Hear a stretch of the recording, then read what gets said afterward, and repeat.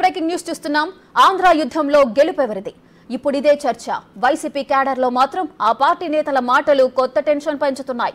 పోలీసులు, అధికారులు టీడీపీకి సహకరించారని ప్రభుత్వ సలహాదారు సజ్జల, మంత్రి అంబటి రాంబాబు, మాజీ మంత్రి అనిల్ కుమార్ యాదవ్ ఆరోపించారు. పోలింగ్ అవగానే ప్రెస్ మీట్ నిర్వహించి సజ్జల సంచలన వ్యాఖ్యలే చేశారు.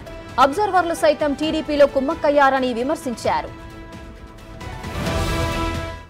జగన్మోహన్ రెడ్డి గారు ఏ రోజైతే సంక్షేమం ద్వారా అభివృద్ధి, ప్రతి పేద కుటుంబం అభివృద్ధి, రాష్ట్ర అభివృద్ధి కూడా దారితీస్తుంది అని ఒక యజ్ఞం మొదలు పెట్టారు.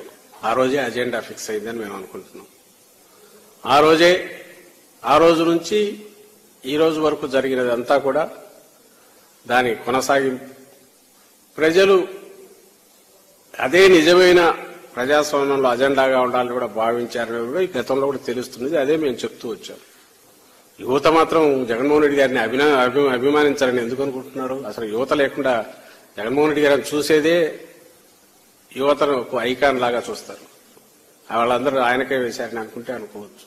అంతా జూన్ 4కు తెలిసిపోతుంది కదా. అందరూ ఎందుకు? మాకు అనిపించింది మేము చెప్పాము. ఈ రోజు కాదు, 2 రోజుల నుంచి వాళ్ళ సినిమా మొదలైంది చూపించడం. ఒక 2 డేస్ ముందు నుంచి అదే పనిగా కొత్త అబ్జర్వర్లు ఎవరో తీసుకొచ్చి పెట్టినట్టున్నారు. ఎక్కడికెక్కడ బదిలీలు మీరు చూసినారు. ఎన్నికల పోలింగ్ ఒక రోజు ముందు అంత అడ్డగోలు బదిలీలు కానీ 1 రోజు 2 రోజుల ముందు జరగవు. పోలీసులు టీడీపీ కార్యకర్తల్లా వ్యవహరించారని మాజీ మంత్రి అనిల్ కామెంట్ చేశారు. కనీసం ఫోన్ చేసినా పట్టించుకోలేదని అన్నారు ఆయన. పక్షంగా వైఎస్ఆర్ కాంగ్రెస్ పార్టీకి ప్రజలు మద్దతు తెలియజేస్తూ ఉన్నారు.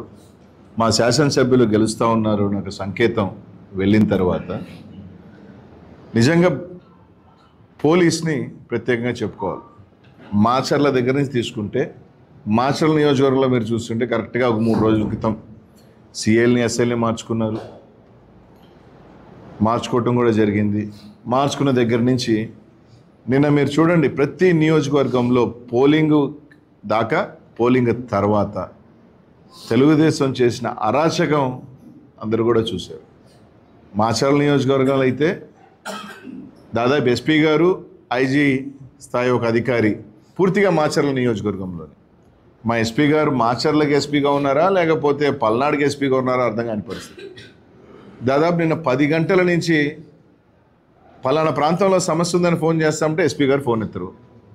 డిఎస్పీ గారు అయితే కంప్లీట్ పొద్దున్న 8 గంటల నుంచి ఫోన్లు ఎత్తే పనే లేదు. కలెక్టర్ గారు అప్పుడప్పుడు ఫోన్లు ఎత్తడం, అరాగురా స్పందించడం జరిగింది. ఈరోజు బాగా మీరు గమనిస్తే ఏదైతే తెలుగుదేశం పార్టీ గట్టిగా ఉన్న ప్రాంతాలలో అంతా అసలు పోలీసే లేదు. 3000 ఓట్లు ఉన్న దగ్గర ఒక్క police, single men. YSR Congress party గట్టిగా ఉన్న దగ్గరలా తీసుకుంటే ఒక బెటాలియన్. ఓట్లు వేయనీయకుండా తెలుగుదేశం పార్టీ వాళ్ళు రచ్చ చేస్తూ ఉంటే చెదరగొట్టే ప్రయత్నం. అక్కడ మాత్రం యథేచ్ఛగా మీరు ఓట్లు వేసుకోండి, ఫోన్ చేసి చెప్తే సార్ పంపిస్తాం సార్, మెన్ లేదు. పోలీసులు పూర్తి పక్షపాతంతో వ్యవహరించారని మంత్రి అంబటి ఆరోపించారు. అసలు తాము ప్రభుత్వంలో ఉన్నామో లేదో అర్థం కాలేదంటూ ఆవేదన వ్యక్తం చేశారు. వాళ్ళ తెలుగుదేశం వాళ్ళు తన్నులు తిన్నారు కొన్ని చోట్ల, వైసీపీ వాళ్ళు తలకాయలు పగిలాయి. వైసీపీ వాళ్ళు ఫోన్లు చేసి అయ్యా మా ఊర్లో కొడుతున్నారు, మా పోలింగ్ బూత్ను ఆక్రమించుకున్నారు, దౌర్జన్యం చేస్తున్నారు, పోలీసులు పంపండి అంటే ఒక ప్రజాప్రతినిధిగా ఉన్నా నేను, ఒక మంత్రిగా ఇంకా ఉన్నా నేను, ఒక క్యాండిడేట్గా ఉన్నా నేను. పోలీసులు ఫోన్ చేస్తే గంటల తరబడి పోలీసులు రీచ్ కానటువంటి పరిస్థితి. మ్యాన్ పవర్ లేదా? ఎందుకు రీచ్ కాలేదు? తలకాయలు పగిలిపోయి వాళ్ళు కొట్టుకొని అలిసిపోయిన తర్వాత పోలీసు వారు వెళ్ళారు సినిమాల్లో వెళ్ళినట్టుగా. ఏమిటి దుర్మార్గం ఉంటున్నాను. ఆఫ్టర్ ఫెయిల్ ఆఫ్ పోలీస్, నేను రాష్ట్రంలో ఫెయిల్ అయ్యారు. మరి ముఖ్యంగా పలనాడు ప్రాంతంలో ఆఫ్టర్ ఫెయిల్యూర్ పోలీసు యంత్రాంగం అంతా కూడా లా అండ్ ఆర్డర్ కాపాడటంలో పూర్తిగా విఫలమయ్యారు. ఇది నిస్సందేహం.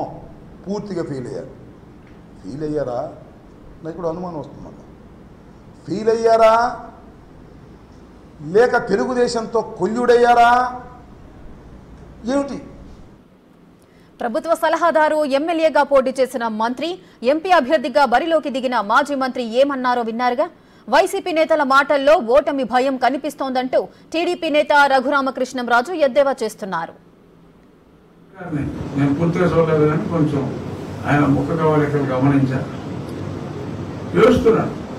లిటరల్గా ఆ బాధ అదంతా చాలా స్పష్టంగా తెలుస్తుంది. కానీ 100, 110, 103 అలా అంటే ఒక డెలివరియం అని చనిపోయే ముందు సంధి ప్రేలాపనలు అంటారు ఎటువంటి వాటిని. అటువంటి సంధి ప్రేలాపనలో మరి సజ్జల గారు ఉన్నారు. సరే జగన్మోహన్ రెడ్డి బహుశా ఇవాళ ఏదో తీర్పు ఉంది కదా, ఎలాగో ఇస్తారు పర్మిషన్, అతనికి ఏదో మేనేజ్ చేసుకుంటాడు, వెళ్ళిపోతాడు. గత 4-5 రోజులు ఎక్స్టెండ్ చేసుకుని రిజల్ట్ బాగుంటే వస్తాడు, లేకపోతే మరి ఏం చేస్తాడో చూద్దాం. బట్ రాజకీయంగా పెద్ద పెద్ద నాయకులు ఆ పార్టీలో ఎవరైతే అఫ్కోర్స్ ఒక్కడే నాయకుడు అనుకోండి, 1 to 100 జగన్మోహన్ రెడ్డి. బట్ ఆ తర్వాత మిగిలిన చిన్న చెత్త ఉంటే ఉండొచ్చు. ఏదైనా ఆ పార్టీ అనేది రాబోయే రోజుల్లో పొలిటికల్ ఏరియాలో ఉండే అవకాశాలు లేవు అని మటుకు నేను